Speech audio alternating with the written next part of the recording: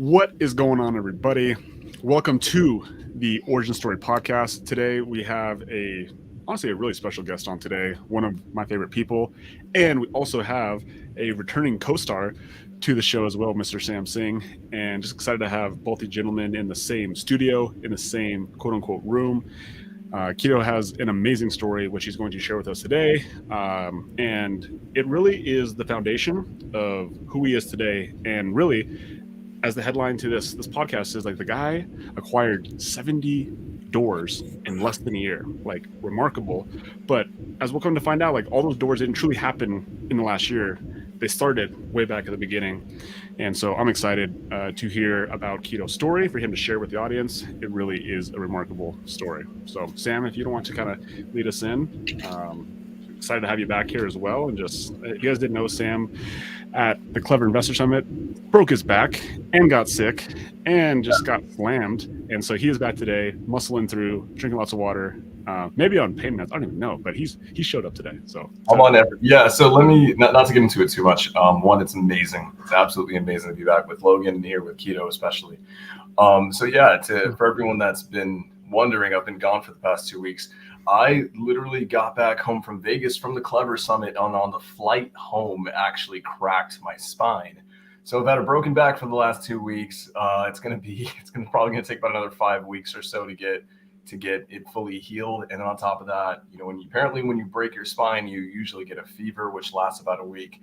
That just broke. And I had to make sure I got back. I missed 2 episodes of the origin story with some amazing people, and it was terrible. I was miserable. I've never been more miserable in my life.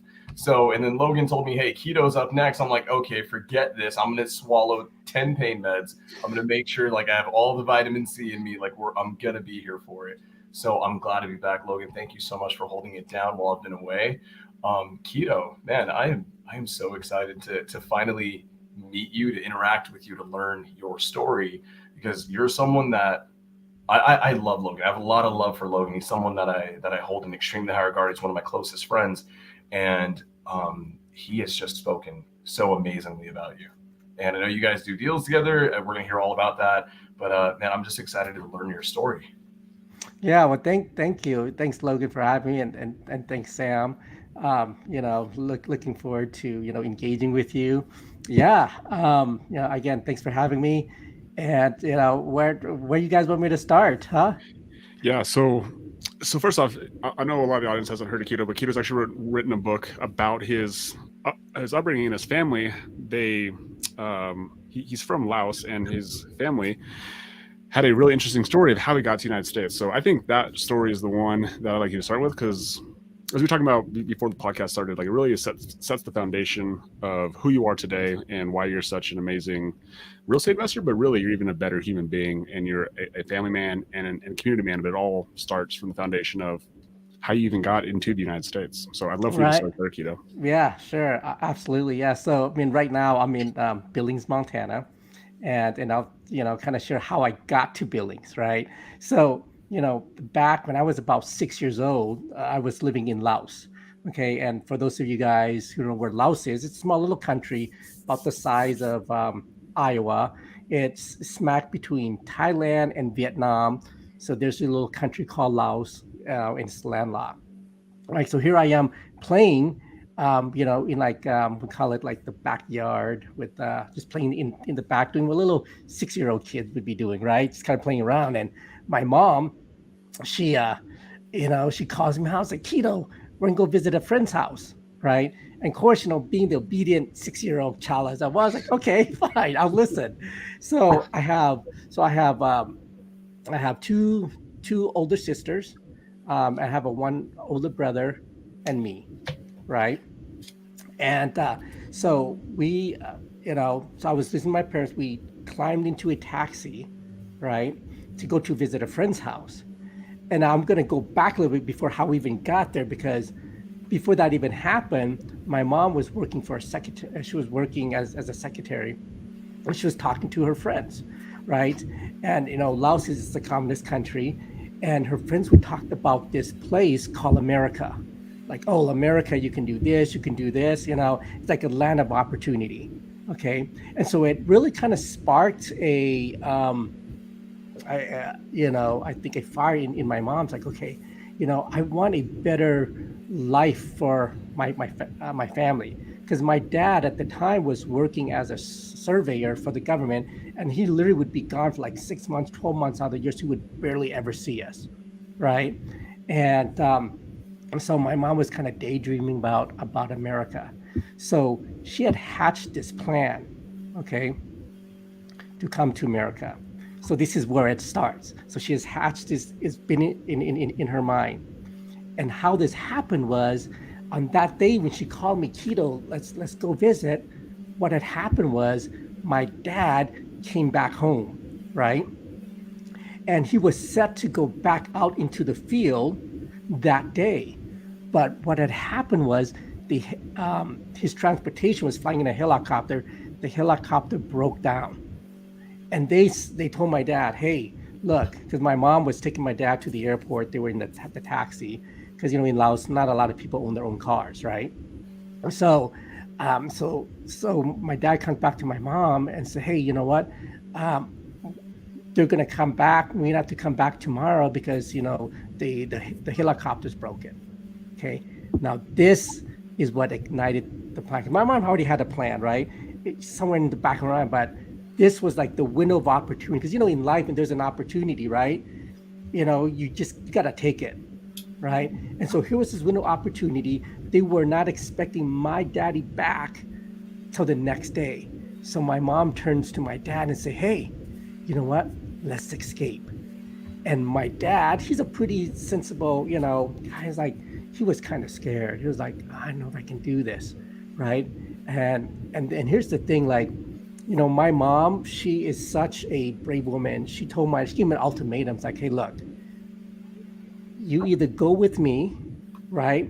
Or if you go back to work and you come home, you're not going to see your kids." So she was like, "Hey, look, you know what? Yeah, you go back to work, you come back, you're not going to see your kids." So my dad's like, of course, he loves his family, right? But he was just scared. But he said, "Okay, you know what? If we're going to do this, let's do it."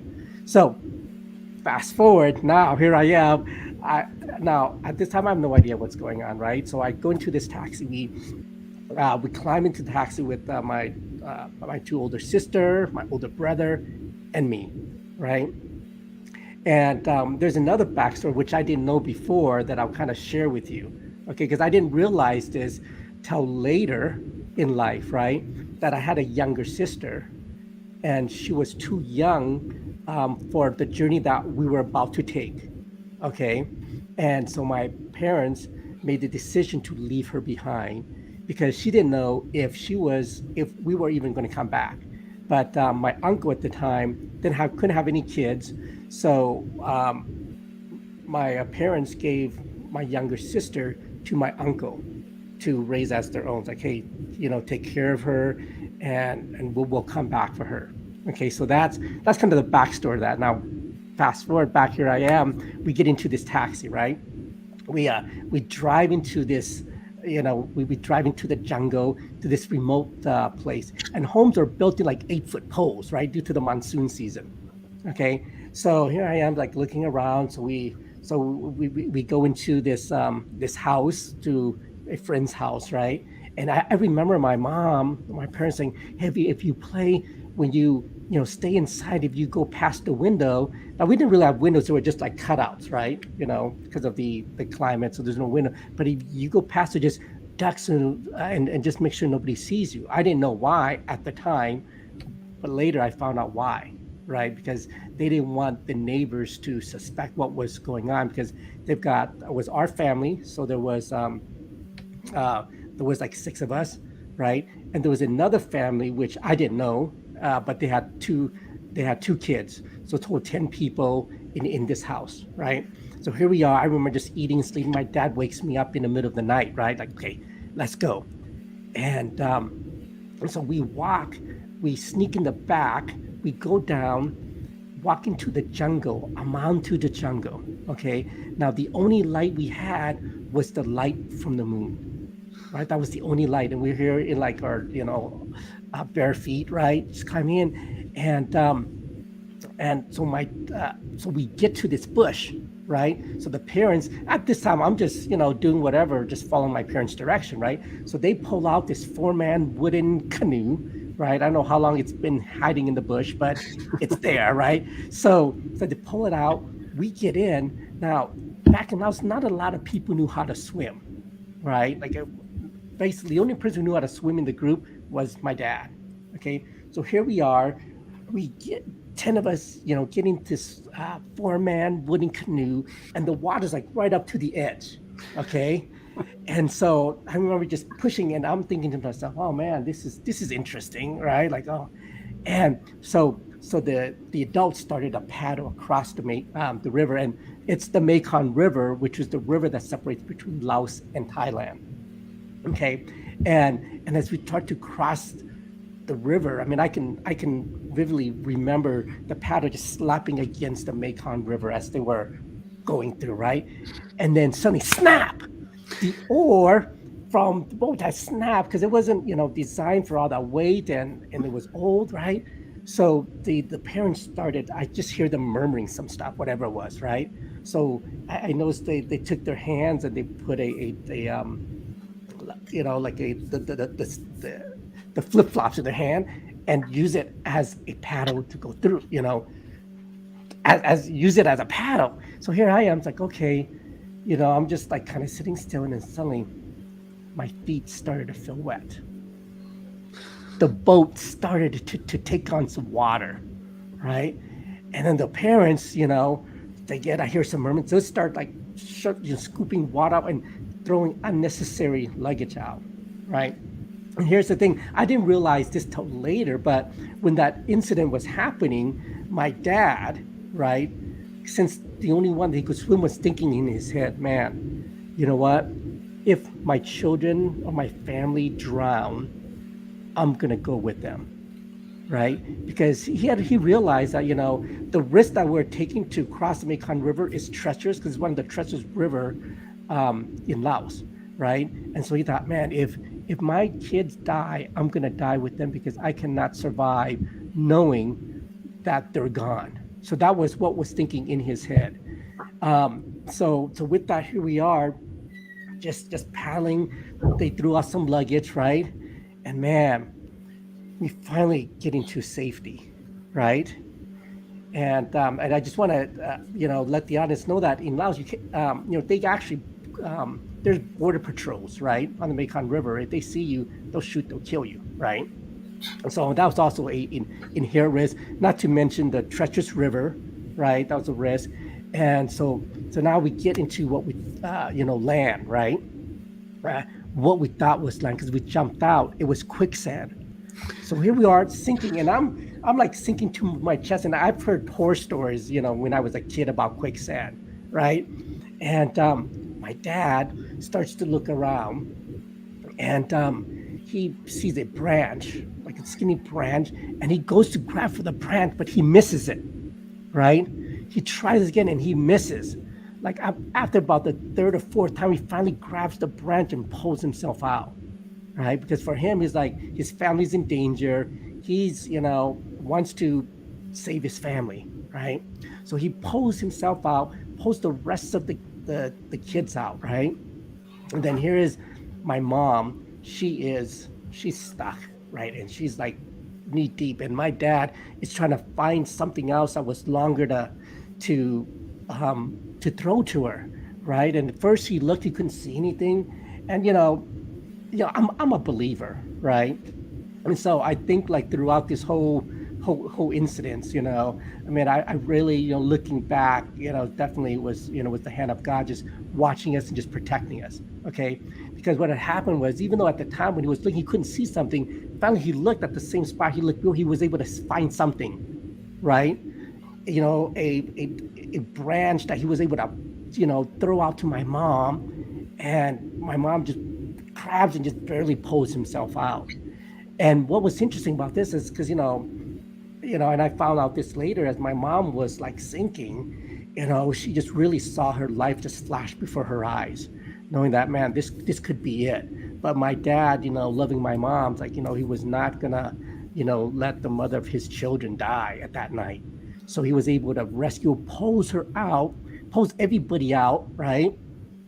And literally within minutes of us getting into safety or getting into the dry land, the border patrol just comes right by us while we're hiding in the bush.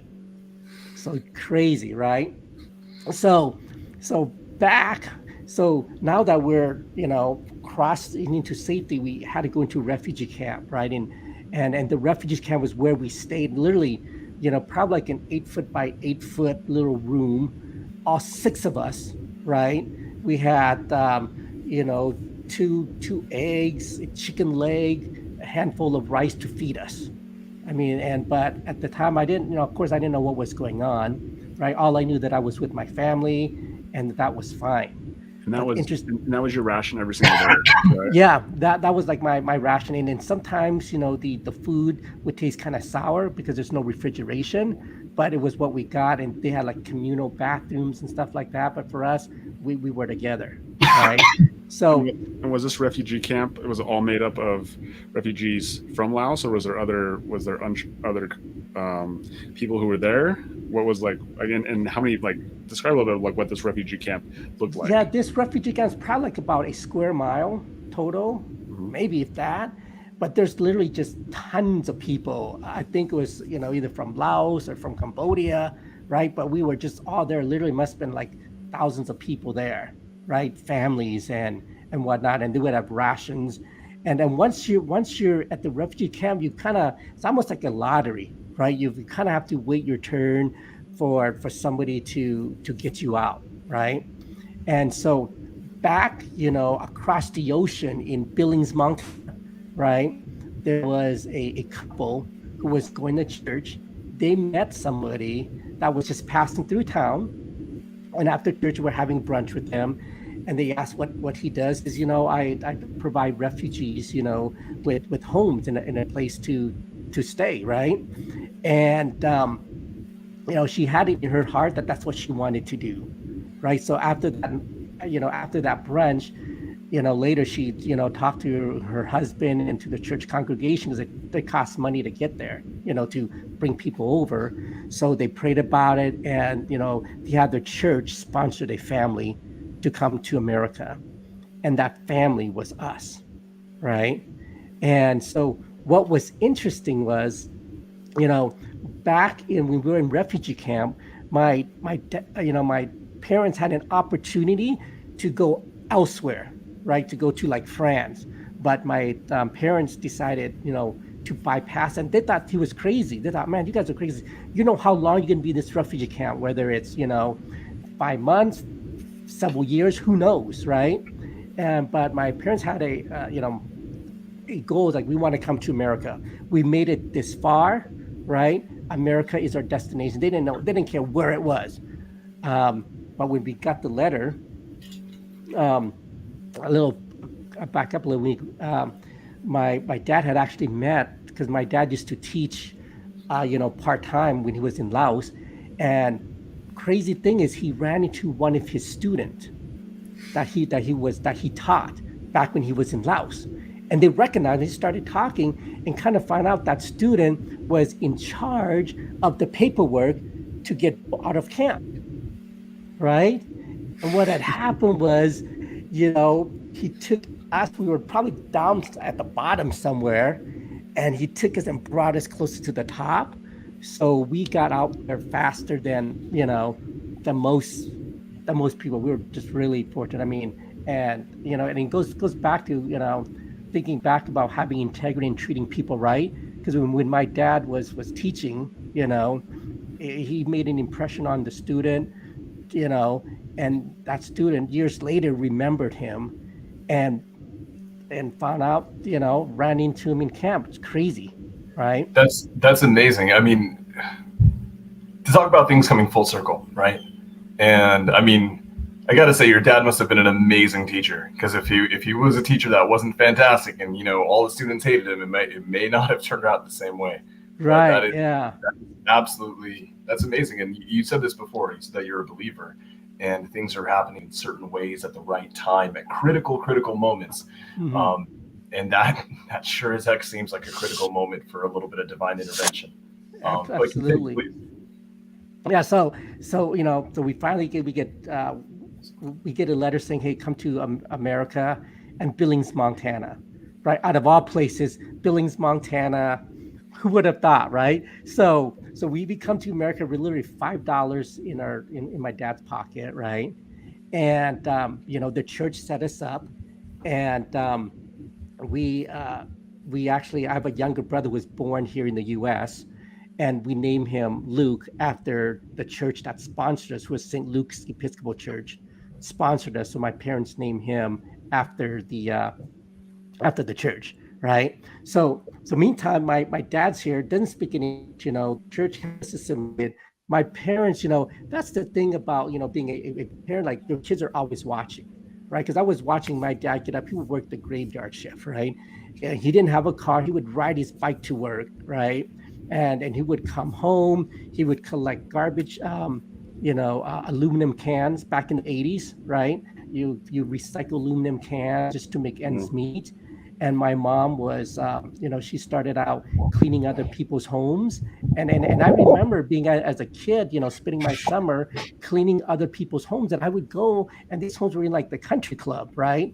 I mean, and I would look at these homes like I knew that they were definitely not the kind of where we were living, because we were living in like a 2-bedroom apartment, right, with 7 of us, right, in this two-bedroom apartment. And but I didn't feel like I was deprived. I always felt like my parents, because if you don't know, you don't know, right? Yeah.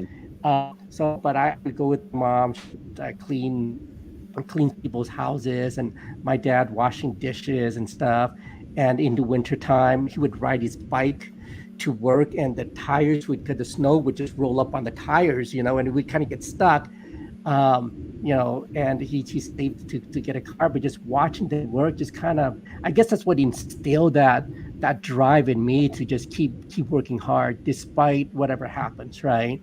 And so from there, my dad worked his way up to being a cook at the hospital. And my mom, it's interesting because the church would have like potlucks, right? And because my mom couldn't make anything, but she would make egg rolls. So she would make egg rolls and take it to the church. People would eat it. It's like, oh, this is good stuff, right? Then after a while, one day, somebody comes to my mom and say, hey, would you make me some egg rolls and I will pay you? And my mom thought, okay, right? So she would make egg rolls at home, because I remember seeing her in her kitchen apartment, right? Just rolling these egg rolls, and then taking it, and so people would pay her, and then pretty soon, kind of, people kept asking her for more, and now long story short, she built an egg roll business, right, selling egg rolls, and she ended up opening up a restaurant selling egg rolls, and she sells egg rolls at the farmers market, which she still does now. They're kind of semi-retired, but they no longer have a restaurant, but they sell egg rolls and stuff during the summer, and they still do that to this day.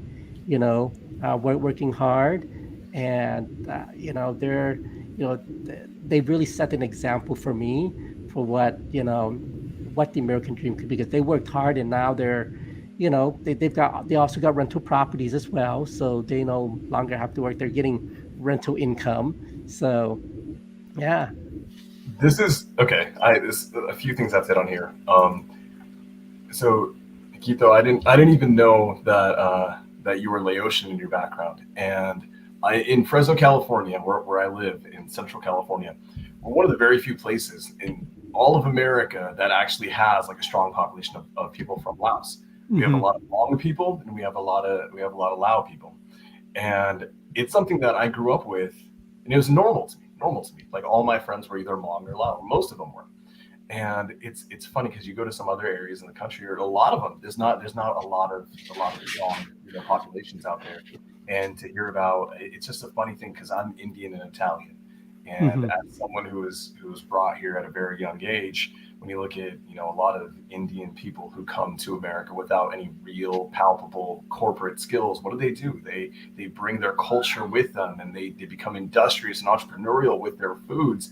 And I love that you said egg rolls, because all throughout middle school and high school, I mean every single day in high school, we used to have a It was everyone, we all loved it. We went to school in the ghetto, and every day at lunch as seniors, we could leave campus. And I have like the best memories ever of leaving campus at lunch to go get egg rolls at the donut shop right across the road that was owned by a small immigrant Lao family.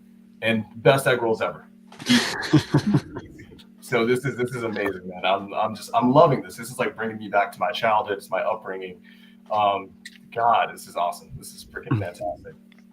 So, so Keto, so now you kind of set the foundation, right? Like of who your family is and what they stand for. How did that shape you and watching your family go through this and watching your parents, obviously huge role models in your life? Like, how did they shape you from when you were a kid, and then how did that how did that take you into your adult life?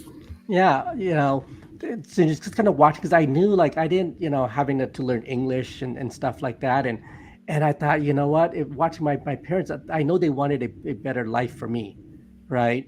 And so, back in those days, you were taught, go to school, get a good grade, become an engineer or become a doctor or whatever, right? That's kind of like typical, your parents bring you to America, they want you to be an engineer, they want you to do something like that, right? And so and we were the only like Laotian family probably in the whole state of Montana, literally, right? So we really stand out. But what was interesting is I didn't even realize um, how different I was till later.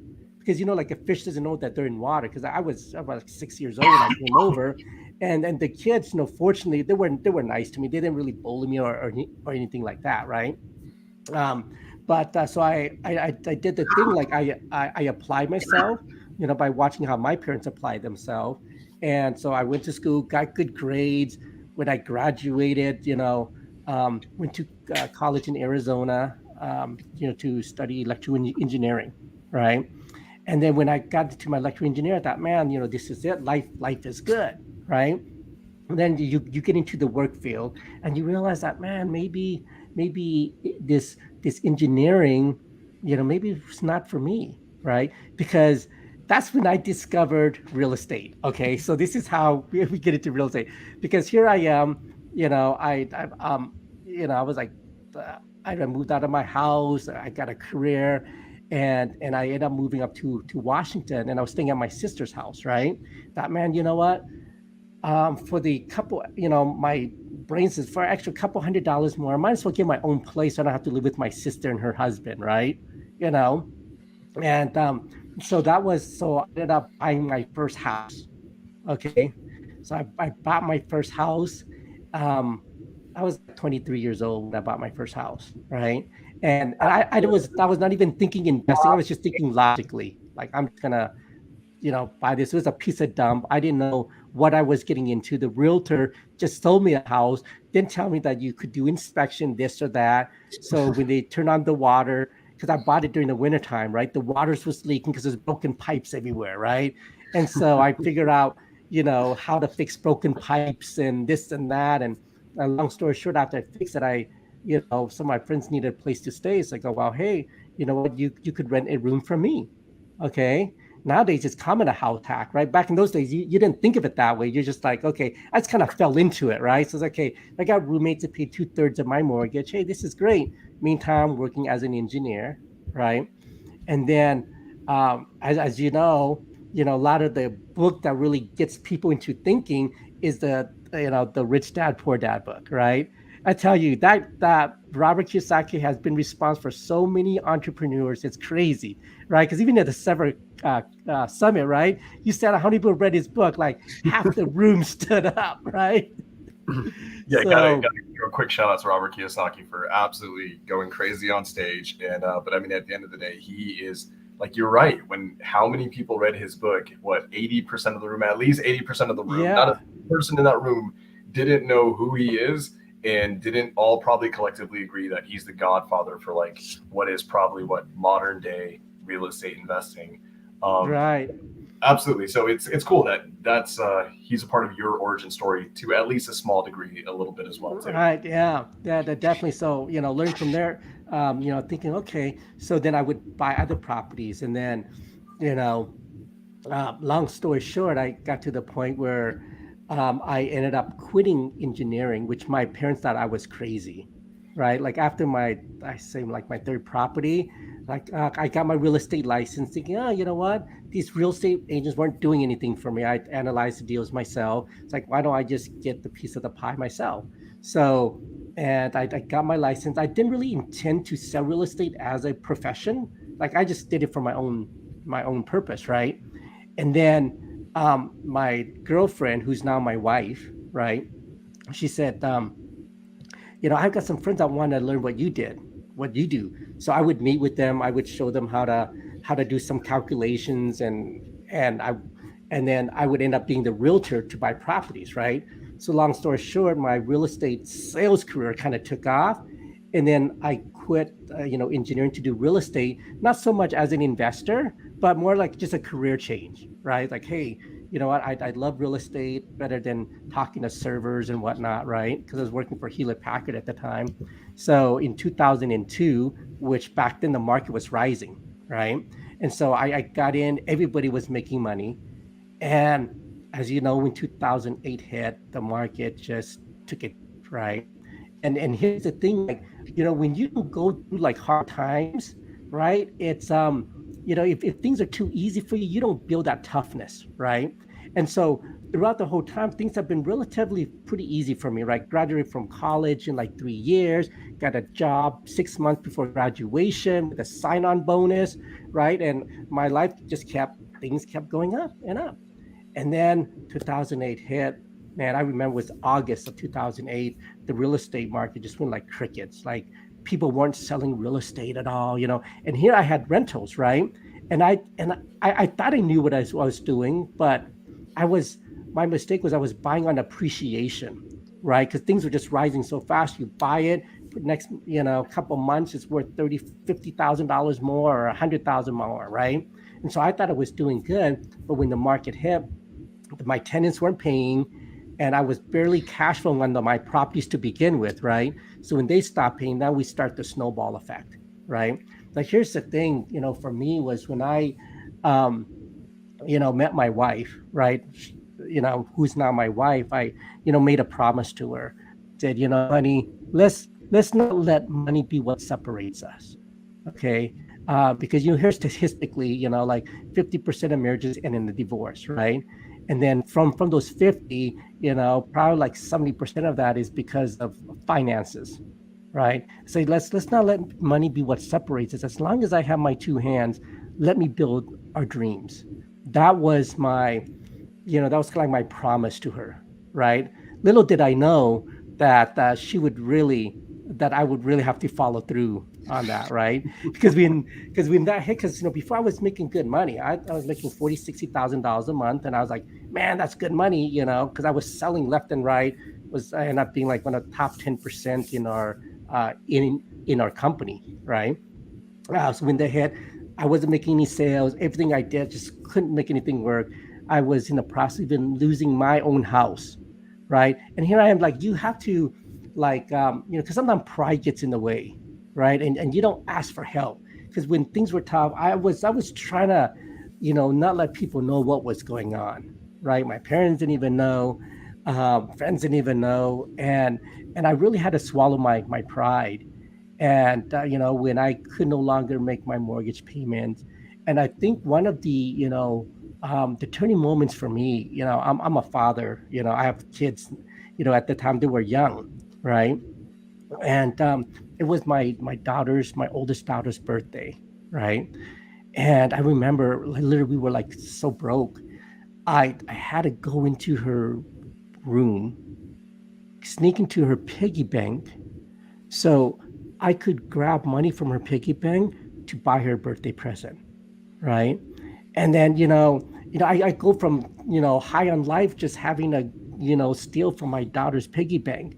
And it felt so bad because I as a father and as a man, we want to be the one who provides for our family, right? We want to take care of them, because I saw how my dad provided for our family. When we crossed the river, he did whatever he had to do to you know to provide for us. And at that time, I felt like I couldn't do that. So I remember, the fun thing, I was like driving down to the dollar store, Yeah, I mean, I'm driving in my Mercedes, okay, and I don't even have money, and I'm driving to the dollar store with my daughter's money from a piggy bank to get her a birthday present, and I remember just crying, and I'm a believer, so I said, Lord, help me be the man you created me to be. I know that you didn't put me on this earth to suffer, like you want to provide for us and have you give us an abundant life, right? And so, from that moment forward, like I know things to change. Like I had to change. Like I had to get better as a person, right? And as husband, as a father, right? And from there, that's when I started really doing like a lot of internal work. Because sometimes we think it's the outside world that affects us, right? But the truth is, you have to work on who you are as a person, because who you are inside will come out to the outside, right? So I did a lot of I've always been like a positive guy, right? Happy, lucky, I've always been to personal development, things like that, right? And then when things are easy, it's easy to be happy, right? When things are going great, right? you know but um but when things hit the fan and you can't even rub two pennies together, I mean, you really have to dig deep. I mean, I even remember this. It was summertime, right? One summer, and I didn't have any gas to drive my kids to the park. I literally had to run to the back of my shed to grab the gas can from the lawnmower so I could drive my kids to the park because I couldn't take them anywhere else, right? No summer vacation, was just, what? We're driving down to the local park and just walking around. Of course, the kids don't know anything, right? We shield a lot of that from them. And even got to the point where, I was even on public assistance, Sam. And that to me was like, because you really have to let your pride down, right? So here I am, because my wife says, honey, we need to put food on the table, right? And if you need help, you got to be willing to accept help, right? And so, reluctantly we applied, we got accepted, right? And I was so embarrassed, you guys. I literally would go to the grocery store at night, right, when barely anybody's there, so I can go grocery shopping for my kids, right? And so, but I told my wife, honey, look, we can't be on this long because it's easy to get sucked in to the handouts, right? And just get into that. So we ended up just being on there for like 4 months, you know, and then when they asked us to reapply, we said no, we didn't, because we're able to get ourselves out of the position. So back then, so I literally to stop doing real estate. It was like I had to find what I could do. And here's the thing, like I talked about my mom's egg rolls, right? That was the thing that got me back on my feet, because I started like, selling at the local farmers market, selling food at the local farmers market, right? And so I ended up selling food, and I ended up building a food truck, right? So here's an interesting story about this, right? Because you know, like, because literally we were broke. My wife, God bless her soul, right? Because we needed money to build a food truck, and we were running low. She, like, so we sold her diamond ring that I bought her, right?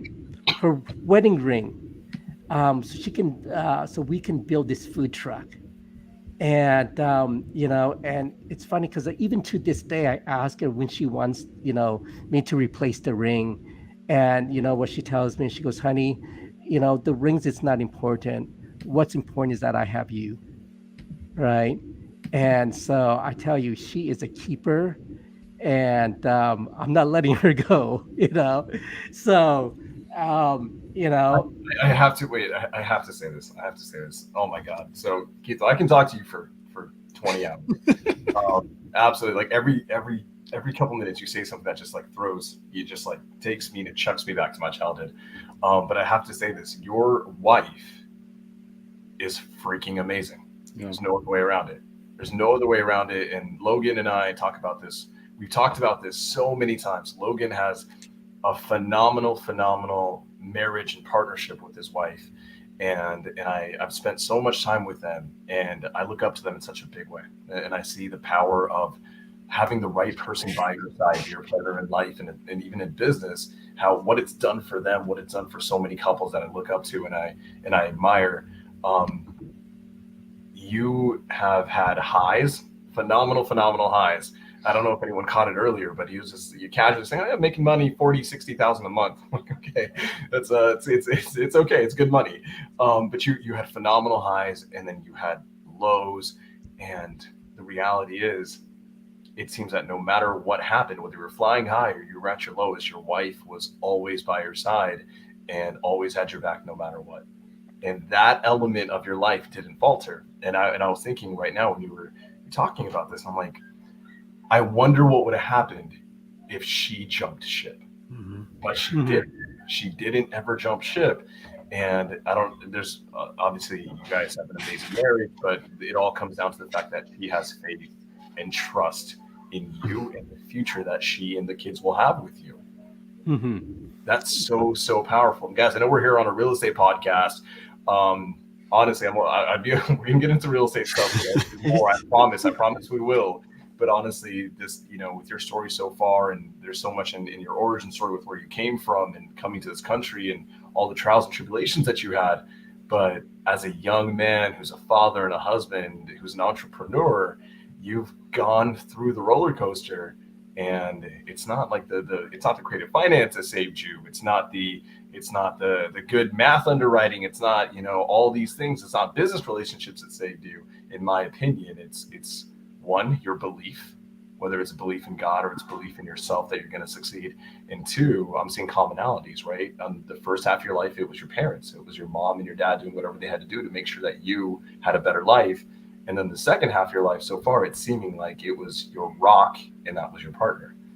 This is just, I'm sorry, I had to just get that out. This is like, no, for sure. I mean, that's why I always encourage, for those single people out there, when you pick a spouse, right, look hard, right? Look someone that has the same values, that shares the same goals, that shares the same vision, because when you share the same vision, you're willing to endure, right? And that was the thing, like, when we were courting and stuff, I really had a conversation with her, right? Like I said, when we were dating, I said, hey, I don't want to be one of those guys that dated for 5 or 10 years, right? Like if I don't know that I'm going to commit to you within a year, then let's part ways and let's move on, right? And she agreed. She says, I'm looking for the same thing. And so actually I waited a year, but in hindsight, she was like 3 months, she was ready to marry me. So you were like, but Quito's smart, being the salesman. He did a takeaway for the next 9 months. That's right. I had to do a takeaway. Let her come to you. Yeah. So impeccable sales training, guys. I mean, now we'll get to real estate, but guys, this is it. So now we're diving into how to lock in girls.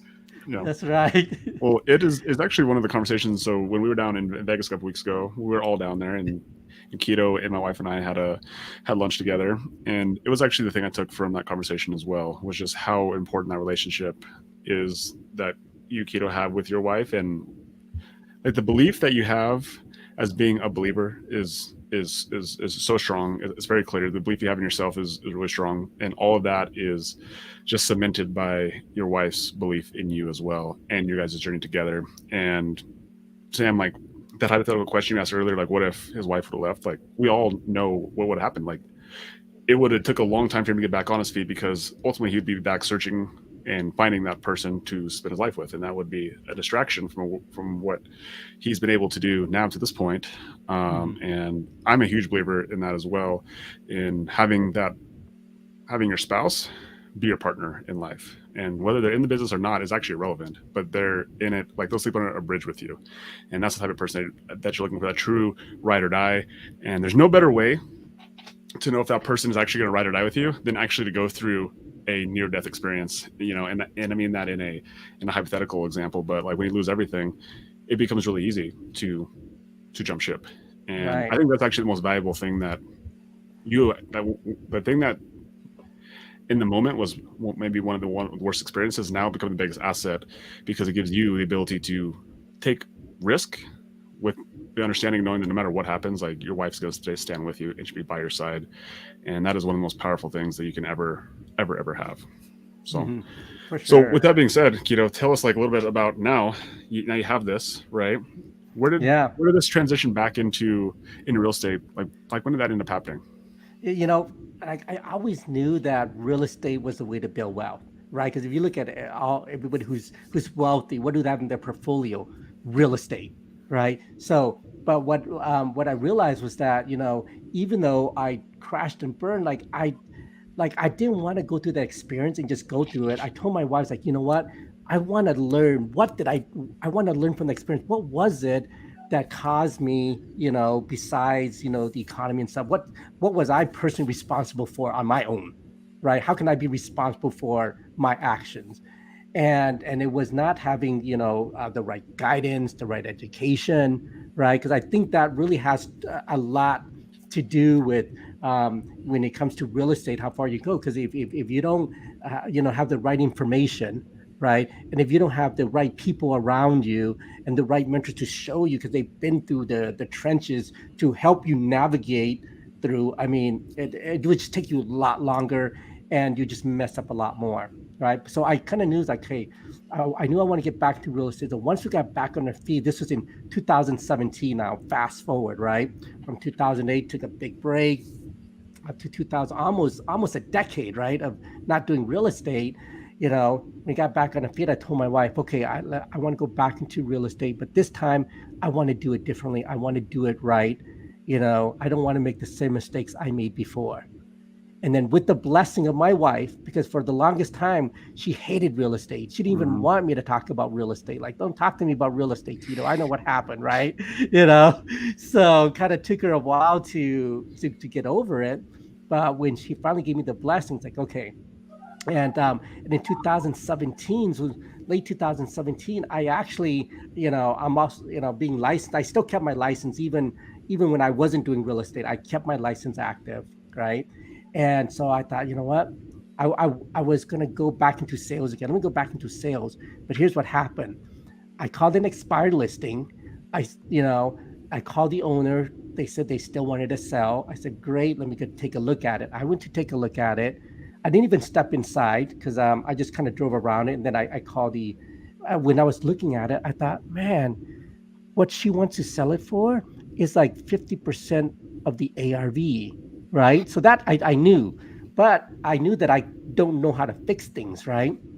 So I thought, and I I didn't really know the mechanics of wholesaling, but I've kind of understood the concept. If I buy something and then sell the contract to somebody else, maybe I can make money, right? So instead of like taking that as a listing, because I thought I was just going to list, I thought, well, let me buy it from you, right?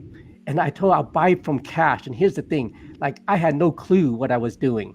Like yeah, I just heard the concept somewhere. I don't know where I heard about this concept, but somewhere in the back of my mind, I must have heard it somewhere. Like, you know what? Let me try this out. I'm gonna have 50% below market value. So what can go wrong, right? So I told her, okay, yeah, let's I'm gonna buy. So I gave her a purchase and sale contract. She signed it, right? And here's the thing. I thought, okay, now what am I gonna do? So I called my friend who's also a licensed realtor. I say, hey, are you working with any investors that does fix and flip? He goes, yeah. I go, great. Well, I got a property, you know, that's by the river, right? It's really on the river, right? And I'm gonna sell it to at that price. I said like $230,000, right? But I picked this up for 180,000, and homes in that area easily would sell for like close to 500,000, right? So that, okay. So in the meantime, I also put an ad on Craigslist back in those days, right? Craigslist was pretty popular, and I got a lot of calls from that. And then, but my buddy had a buyer, and I said, okay, well, I'll sell to him. And here's the thing. So I was thinking, okay, well, from here, what do I do? So I call up my escrow company, say, hey, I've got this property under contract and I want to sell it to somebody else. What do I need to do? And she goes, well, you just need to assign the contract. I said, what's that? Well, you just assign it. Obviously, she can't really give me the details, but because I did know her, right? And she goes, well, you could just, why don't you just kind of look it up? And so I kind of look up assignments and stuff like that. And then that's the paperwork that I use, right? Now, no training, I didn't even know that this was an actual thing that people could actually really do, right? So, but I'm just stumbling my way through. And I remember getting my first contract thinking, holy smokes, if this really closes, because it was like, who's going to close in like 10 days, right? And as a traditional agent, you're used to closing in like 45, 60 days, right? So here I am, 10 days, thinking, is this real, right? Like, this can't possibly be real. Sure enough, closing day came. I got a check for like $60,000. And like, that literally changed my life. Because for someone who just used to scraping by, right? Even selling the food truck, we made okay money, right? Pay our bills. But in one shot, 60 grand, like, holy smokes, right? So I thought, man, this is pretty cool. And so, This is and I okay. This is all right. This is yeah, pretty and I cool. did it again. My next deal is I made like 80,000, right? And I was like, oh, Wholesaling? yes, literally within like a month later, I made another 80 and then another 80 and a 40 and a 60. So, I mean, I was like, man, this is great. And then I thought, man, maybe there's somebody who really teaches this stuff. So I started Googling and looking on YouTube and stuff like that. And I came across, like Max Maxwell, right? Who does wholesaling. It's like, oh man, there's actually people really teaching this stuff, right? But before then, I didn't even know that those guys even existed, right? But but just being that I was in real estate for so long and I understood the concept, right? Like, okay, if I do this, I do that, and let's figure it out. But yeah, that was the catalyst. So from 2017, 18, a lot of wholesaling, and then 2019, I wanted to do fix and flips, right? So, but I knew that I need to partner with somebody that knows how to do fix and flips, right? That I know. It's like, okay, so I partnered with a guy that did about 150 flips, right? So, oh, this guy's got some experience, right? So, so that's what I did.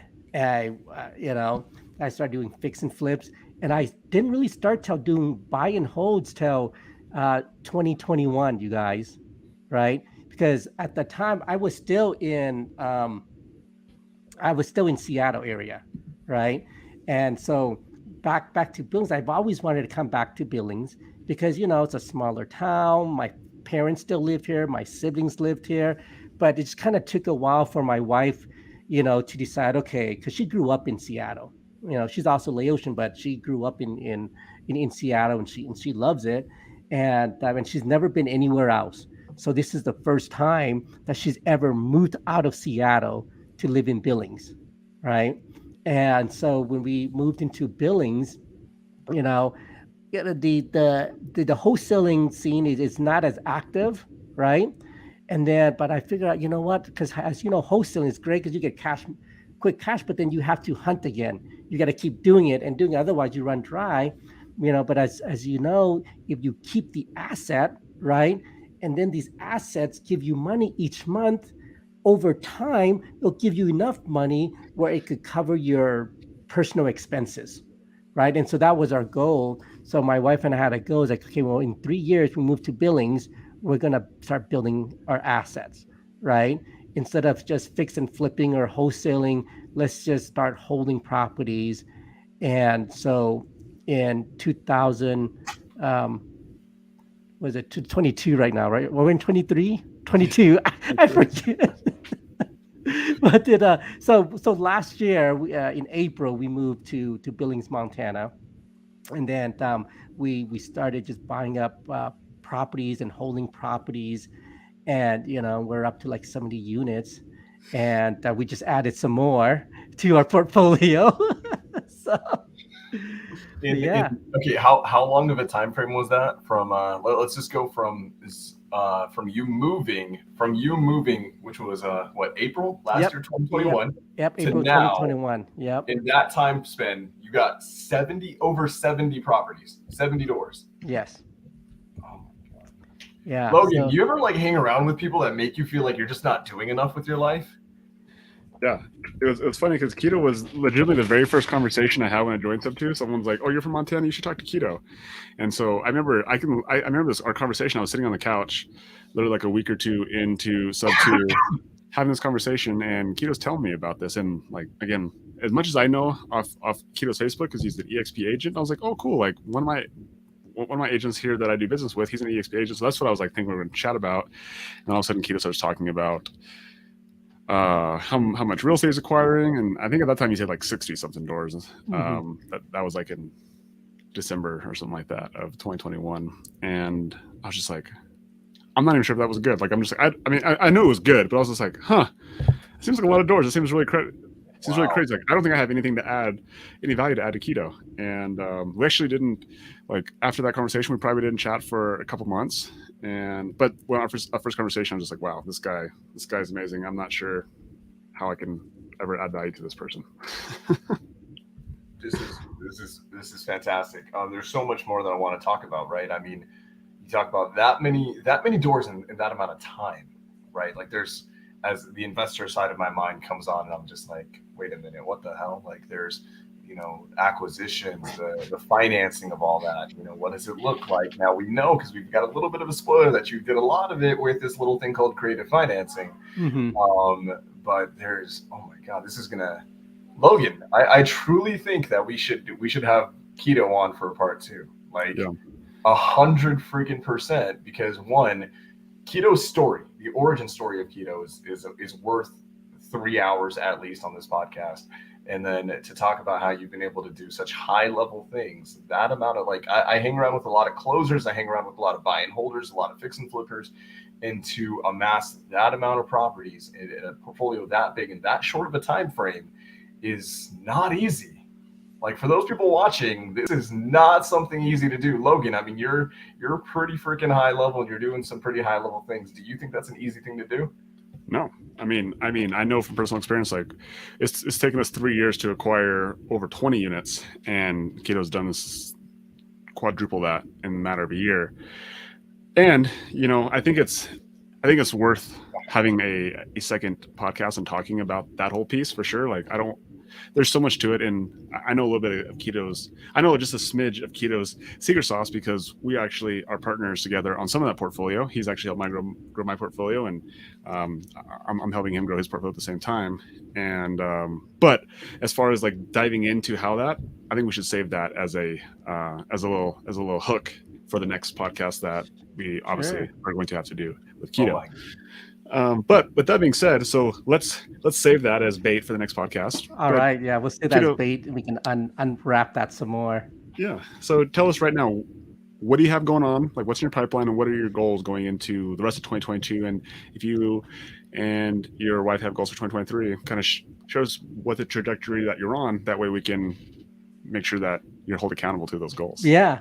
I mean, definitely, I want to be able to, with like the ways I acquire the properties and stuff, really be able to, to get into more of a traditional financing on those and get those locked up, and so this way I can definitely, increase my cash flow, because I am using a lot of hard money to buy some of these properties, and to be able to get them out and get into something more solid. I know, for us, by doing that, we'll almost be able to double our income just by doing that alone. So that's my focus, is getting my financial house in order after, all that happened, filing bankruptcy and whatnot, right? I didn't really go into that, but that was one thing, in 2000, during the crisis, I ended up filing for bankruptcy. So now that's kind of out of the way, just getting my credit clean, and obviously want to add more units.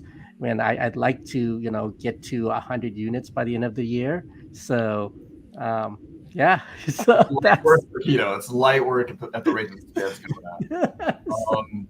That's fantastic. So 100%. Like one thing that Logan and I want to do. There's people that we care about, right? There's people that we partner with on deals. There's people that we partner with on, sometimes deal by deal, but sometimes even bigger things, right?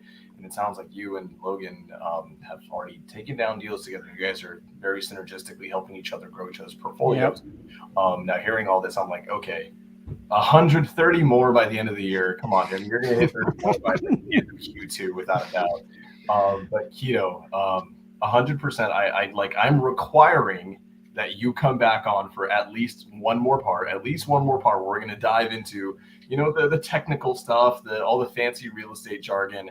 But for you to come on and share your story of where your family started, what they had to do to get out, to give you and, your future generations a better life, to the trials and tribulations that you had as a young father, husband, trying to make it for his kids and provide for them. There's a lot of vulnerability in that. There's a lot of honesty in that, and it's inspiring. So thank you so much for sharing that with us. That means a lot to me. I mean, I've just been inspired in a million different ways. This is fantastic. This is probably going to be my favorite podcast to date so far, without a doubt. Well, thank you for having me on, and thank you for allowing me to share my story. And I just hope it could inspire other people. No matter what journey they are on, right, or how difficult maybe things seem for them, that that there is a light at the end of the tunnel, right? And when you persevere, right, and you work and you align yourself with the right people, you can definitely get there. And Quito, another thing we love to share with our guests on here is give an opportunity to share with our audience who are primarily looking at real estate. Either they're in the real estate game or they're looking at maybe trying to hook in with somebody in their business. Like, how can somebody tap into your business and how can they help you out and be of service to your business? Like, what are you looking for? If someone's like watching this podcast, like Quito is amazing, acquired 70 doors in a year. Like, I wonder if I want to hook onto that guy. Like, how can someone who maybe doesn't think they have value, how can they come in and actually serve you? Yeah, how can Sam get plugged in? Yes. Absolutely. Just reach out to me, because I'm always looking for partners, when I'm taking down some deals, and I'd like it to make it where, it's a win-win for, for everybody involved. So, and I know I'm just starting to get a little bit more active on Instagram, because after the Clever Summit, like, man, I need to up my Instagram game. So I'm starting to get a little more. So if they want to see what I'm up to, they can, check on Instagram. So I do have a Facebook. I'm not as active, but I'm on there as well. Yeah, go give Quito some love on Instagram. His tag is right down there, and Quito has been posting. I see he's been posting walkthroughs of projects, and I'll share just a quick little story. After we chatted that initial time, we didn't chat for a couple months, and then we were actually coming down to Billings. Our oldest daughter had a swim meet, and I texted Quito. I was like, "Hey, like, I'm going to be in Billings for the weekend. My daughter, her swim meet is until, I think it was noon that like Saturday. I was like, curious if you want to hang out." And he said, sure. And so he picked me up. I was actually expecting us to go to a coffee shop, and he's like, you want to just drive around and check out one of my new properties that I just acquired, right? And so we went and started that property, and then we went to the next property, and telling me about the numbers and the cash flow. And I was literally blown away. I was like, wow, this guy is freaking amazing. And it was cool. Like, we just had a good conversation. And outside of all the real estate, like in between there, we talked a lot about family. We talked a lot about his Quito, about your story, and I was like super intrigued with that. And he's like, yeah, I actually wrote a book. I was like, really? I was like, tell me what it is. And I mean, before I got out of the car, I didn't actually order it right when I got out of the car, because I didn't want to be disrespectful, but I ordered it within an hour after I got out of the car, after Quito dropped me off. And so I'll actually drop that link down below. So Quito actually wrote a book about that story we talked about earlier. It's obviously a little bit more in depth, but it's called Freedom Crossing, and you can Google it on Amazon, and it's definitely worth the read. And it just was cool to hear that story, and it really just laid the foundation of, again, who you are today. And I was like, man, like, I got to do business with this guy, right? And then I just kept texting you and kept hounding you. I was like, seeing what you had in the pipeline and seeing how we could do deals together. And then finally, there was an opportunity where it just made sense. And we did that deal, or we closed on that deal a couple weeks ago, and that deal is in lieu at the moment. And then we just actually closed on another one yesterday. That's right. Super exciting. And we're getting ready to actually close another deal, which I'm actually buying a deal from you, and we're doing a cool little Morbid method deal on it, where actually we'll both, like, you actually make more money than we thought it initially, and we're able to do a Morbid method on it, and it's going to be a pretty cool case study. So that one looks like it's going to close here early next week. So I'm excited for that. And so yeah, it's super fun, and just really blessed to be in your airspace and be in this community, and to be around somebody like you who's such a go-giver and impacting your community. And that was the thing that actually that resonated with me, guys, is we talk about 70 doors, and obviously as real estate investors, that's almost like our trophy, right? And like, hooray. But hearing Quito's why behind he was doing it, he grew up in Billings, and the primary area that he was marketing in was an area that he wanted, that was lower. It's a little bit rougher, a little lower income, and Quito wanted to revitalize that area, and like saw it already starting to turn. He's like he wants to be the catalyst to that, and his mission was like, how can I get more investors to come in here and speed this thing up, right? Like, how can we buy more of these properties? How can we flip them, or actually pretend, like, hopefully, like, not even flip them, but just keep them, right? Burn them out and just help uplift the community. And that was one of his whys that just struck with me. I was like, okay, I want to be like, he's doing it for the right reasons. And of course, we get excited about the cash flow, about all the doors, but it came with the true underlying purpose, which is number 4, is that making that money matter. And I thought that was like really cool. Yeah, thank you so much, Logan, for having me. And I'm honored to be your partner in a couple of deals that we're doing. And yeah, just really appreciate you guys for having me on today. Amazing, guys. This is probably my favorite origin story so far. And then it might only be topped by Quito coming back a second time.